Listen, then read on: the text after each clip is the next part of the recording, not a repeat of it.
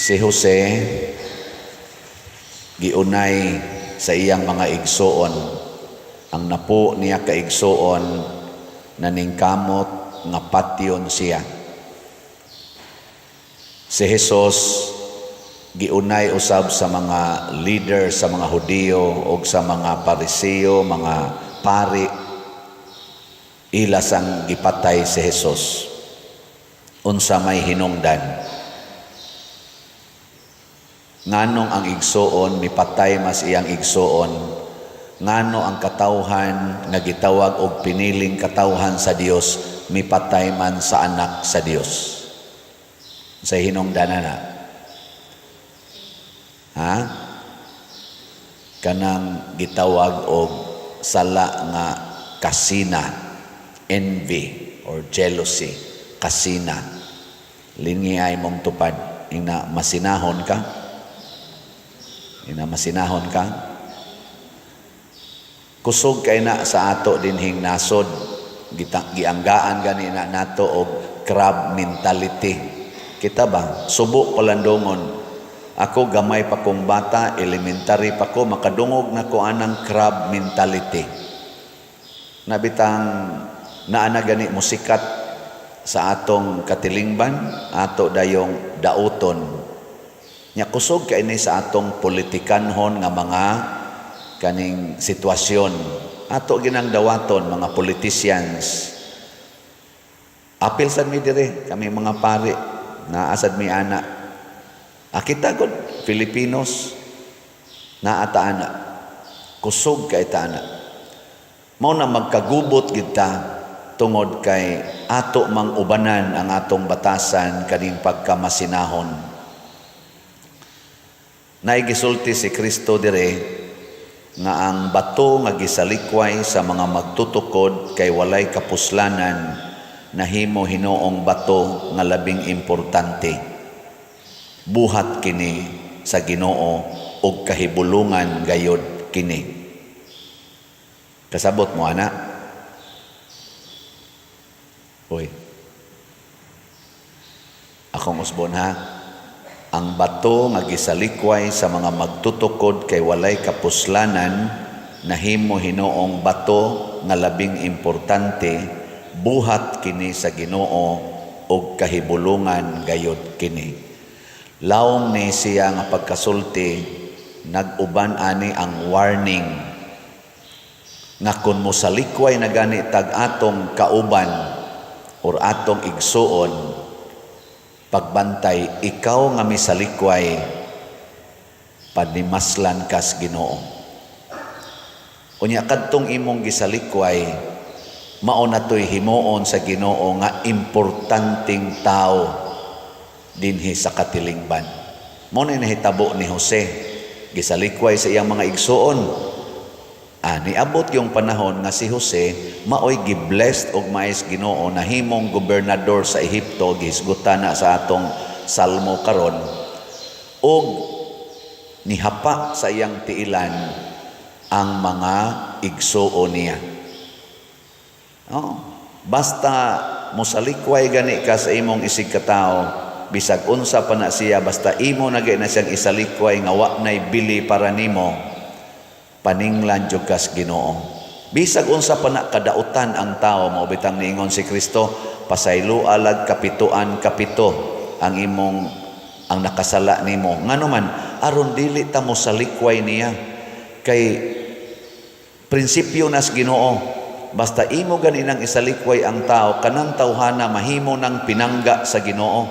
Mao bitang niingon siya, unsay inyong buhaton sa labing ubos, mo na inyong gibuhat nako. Di ba? Mananglitan ron, ikaw asawa, imong bana nangabit, isalikway nimo dili. Hoy, tubag. Tubag ba? Or ikaw bana, imong asawa nangabit, niya pari pag yung nakabit, isalikway nimo dili.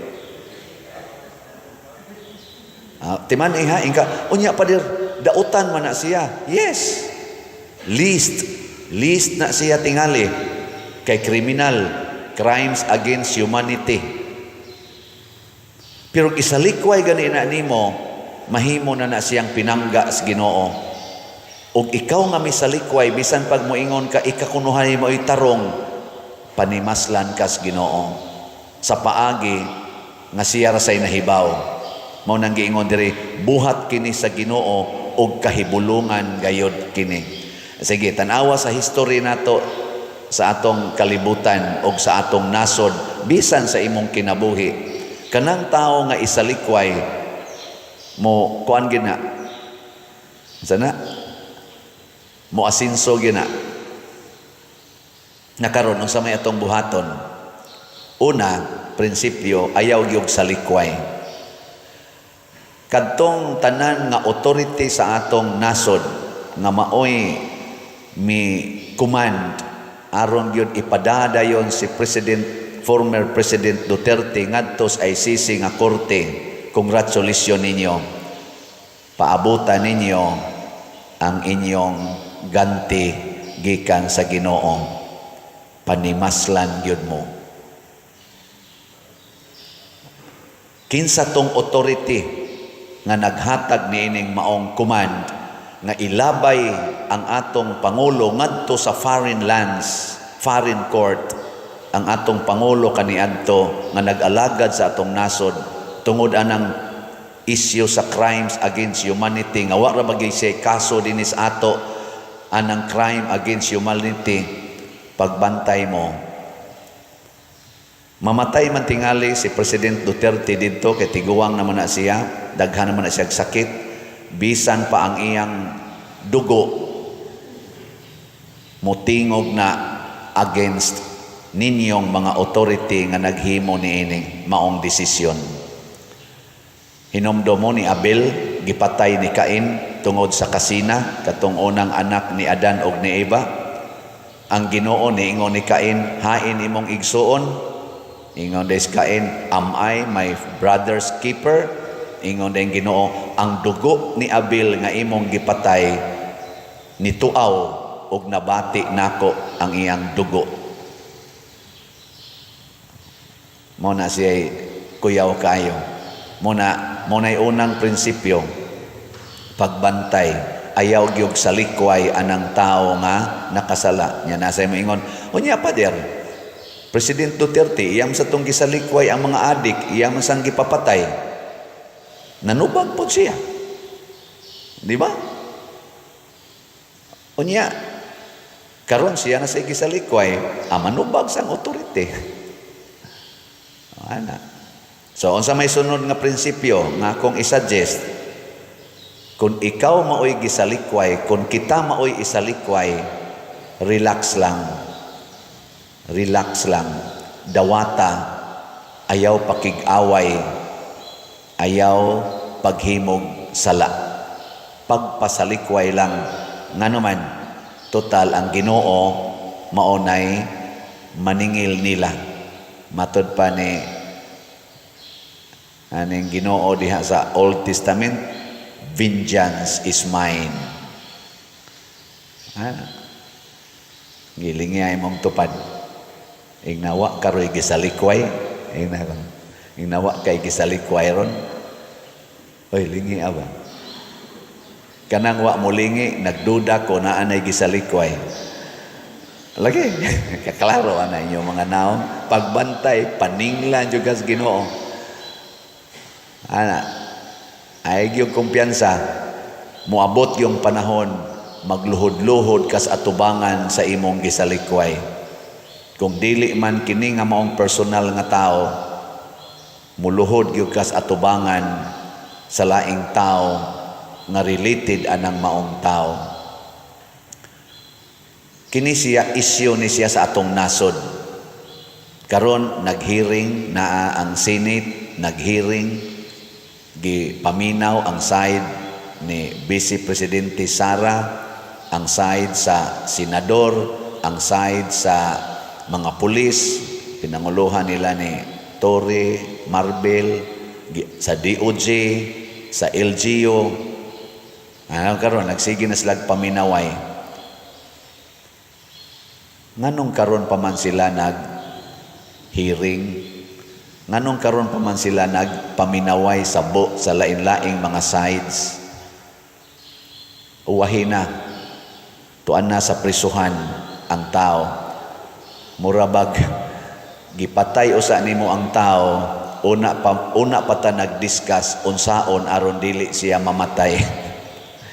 Gisunog nimo imong balay, gisilaban na nimo imong balay, pagkaugdaw una pa mo nang lingkod ug nag-discuss unsaon aron dili masunog ang balay. Imo nang gidunggab ang tao hapit di nakaginhawa, una pa mo nang lingkod ug nag-discuss unsaon ni aron dili nato mapatay. Sayop na siya. Mao na ang kaning jealousy, kaning envy, di na magkinahanglag discuss. Basta lang ila lang yung mapapahawa ang ilang gikasinahan, madaot lang yun ang ilang gikasinahan, bahala nag-unsay sunod, ato lang yan ang iistorya. Muna gitawag sa nila sa prinsipyo nga, just cross the bridge when you are there, when you are already there.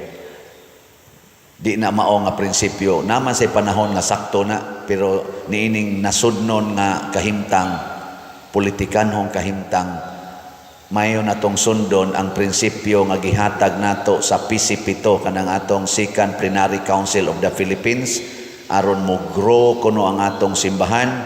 Unsa may gamiton nga prinsipyo, hinumdumin ninyo, look, judge, act. Kana nga order, look, judge, act. Unsa man ang look, evaluate. I-evaluate ang tanang side niya, human make a judgment. Sunod, do the action based on your judgment. Mauman bitaw nga kung doon na kuno'y arrest, unsa may unang giingon sa ICC, bisan ang ICC nga statutes procedural nila sa pag-arrest, na agihapoy ingon ani, look, judge, act. Unsa may gibutang dito, inig-arrest na nimo, dadadayon siya sa competent judicial authority to evaluate niya, tagai siya higayon nga mo ribatal, mo himos iyang mo exercise sa iyang rights, all legal rights. Mao na ni ang pag-discuss, mo sulti ang iyang abogado, mo sulti na sad ang prosecutor, mo sulti na sad ang abogado, ana 1 to 6 na siya nga kana ganing gikas pag-arrest, matud pa sa ICC nga statutes 1 to 6 na dihay anha diha ang look ug ang judge mahitabo nya, human act ipadala dayon number 7. Pero unsay gibuhat sa atong kapulisan ni adtong adlaw March 11, arrest, send immediately. Imbis nga bring the arrested person to promptly to the judicial authority, send him immediately to the court. Nya didto na lang mo pag-discuss. Muna ilang giingon nga just do it there. Nya ning duol sa tong anak si BP Sara dito in Taos Gawas, wa pasudla, bisag giingon gito ni President Duterte, she is my lawyer, she is my counsel as lawyer, wa gyud pasudla, giingnan pa gyud dito na lang siya istoryaha sa court asana sa dito sa jail. Hain man ang jail to asa The Hague. Muna atong sipiat, manubag ani ang Pilipinas. Unsa may unang mahitabo nato, we will suffer. Kay matod pa ni Kristo, ang membro sa usa ka nasod nga mag-unay away, malusno gid ng nasura. Hinaot unta, dili ta mo abot gyud sa pagkalusno. Kitang mga way labot, kitang mga butante, maapil kita aning maong desisyon nila nga dias babaw. Sila atong gipangpili. Matud pa diri sa atong ebanghelyo, ang mga saop mao na hinuoy nangangkon sa hinatag nila. Kining mga tawhana gikan sa executive branch, legislative branch, sa atong judiciary, pulos ni sila giswelduhan natong mga tao. Kita maoy nagpasaop nila, alagad ni sila nato, kitang mga butante o kitang mga taxpayers. Pero unsa ilang gibuhat, ilan ang giangkon nga mura nagsilay tag-iya sa atong kwarta, sa atong gahom, og naguba ang prinsipyo, basic principle sa atong konstitusyon nga nag-ingon, government emanates from the people, for the people, by the people. Malusno gid ta kun magpadayon ni. So kung mopili tag eleksyon karong panahon sa eleksyon aning Mayo o madayon, pilion nato tong mukamaog yung mualagad dili masinahon. Kamaong muampo og mosunod sa pamaagi sa balaod dili murag hari-hari sa balaod nga sila na hinoy over and above our constitution and our law. Hinaut paunta nga mahitabo ni. Ilas na lang lingi sa imong tupad. Ang di mo lingi, isalikway. Ingna ba, nidawat radyo ka ng ibaligya nga salat ni Father? Ingnawa ka mo sa likway, ana. Basig mo nang gisalikway. Oy, tiban ikini ang mo sa likway aning salat nga di gyud mo palit, bisag na ay ikapalit, paninglan sad mo.